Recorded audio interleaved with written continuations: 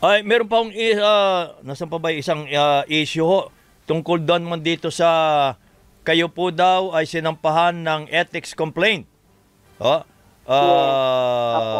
harassment ang sinasabi ho dito at ang nag-file ay itong Ata Manobo Tribal Council of Elders at mga leaders ng Mm-mm. Talaingod Political Structure. Ano ho ito?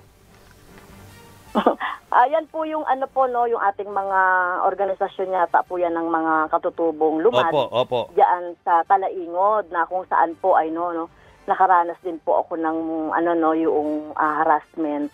At diyan po ako diyan po kami kasama ng aking 17 na mga Yung mga bata, teachers. mga bata. And, opo, yun po yung sa ano, yung child other forms of child abuse. Abuse. Pinabayaan daw po namin maglakad yung mga bata doon Oo, kung ilang oras daw. sa bukid. Oo, no, na ni-rescue namin po kasi ni-rescue namin sila tumawag sa amin na Ay, bakit ho sila gabi? daw ay ano no. Bakit gabi?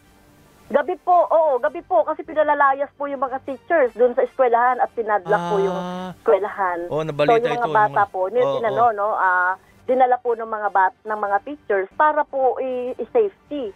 Ngayon, wala po silang sasakyan, kaya tinawagan po kami kasi meron po kami sana nakatakdang National Solidarity Mission kinabukasan. Doon sa lugar.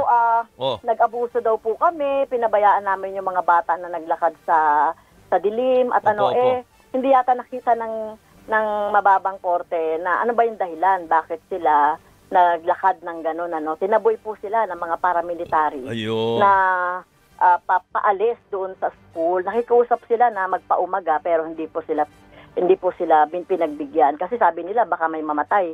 No, kasi marami na pong experience ang mga lumad school, mga executive director ay pinatay, pati estudyante. Kaya natakot po ang mga teachers and students. Kaya humingi po ng tulong sa amin para ma-rescue.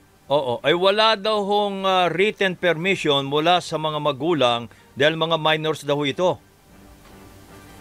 Well, in times of emergency, kabayan Noli, di ba? Hanapan mo pa ba ng yung mga bata kasi doon, yung ilang po kasi dormitory school po 'yon, no. So tingin natin ay in times of emergency, ang uunahin natin ay yung kaligtasan ng mga bata. At saka meron naman pong permit yung mga bata doon sa school. No, second parent po yung mga teachers na mga dinimanda nung DSWD, tsaka PNP, tsaka NTF-ELCAC. Opo, ay may napansin lang ho ako dito. Meron hong humihiling na suspension o kaya expulsion from the House of Representatives kayo. Ayan, nagsalita pala si Attorney Israelito Torion, legal counsel ng mga complainants ni Kibuloy. Abogado po yan ni Kibuloy. Hindi ko makakalimutan ng pangalan niya. Kaya Kanoli, alam ko na kung saan nanggagaling yung yung political harassment na yan, di ba? Alam naman natin. Okay. Na pagganti at saka political persecution ulit, no? Hindi sila hindi pa sila sapat doon sa judicial persecution. Gusto pa lang sila talaga na matanggal ako at mapatahimik ako doon sa ating ginagawa sa House of Representatives. Oo. Although kayo convicted na raw dito, pero may apela pa yata ho kayo. Tama po, kabayan Noli, naka-apela po tayo doon sa Court of Appeal.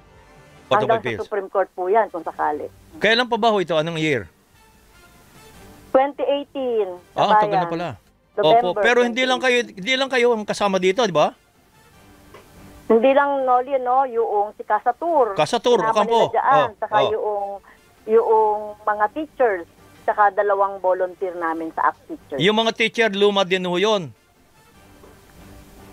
Yung mga teachers po, may mga lumad teachers po doon, may mga mga Bisaya, opo. Oo. Ito, okay. So hintayin na lang natin yung appeal ho ninyo. Pero ang alam ko ho,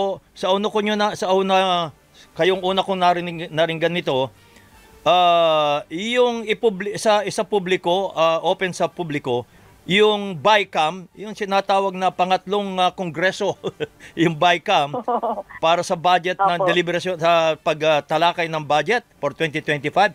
Ito, meron na kayong kakampi sa Senado. So, kami po ay nagpasa din ng resolusyon na sana ay sa publiko itong BICAM kasi alam niyo naman po no sa mga nakaraang karanasan namin may mga nababago doon sa budget, hindi nadagdag ng mga pondo na hindi po namin nadidiscuss sa House. Yun, sabi nga nila dito raw nagkakayarian yung hindi nila nadali sa House at saka sa Senado, dito raw nababago, tama ho ba yun? Opo, sa karanasan po namin, sa nakita natin sa mga nakaraang budget. Oo.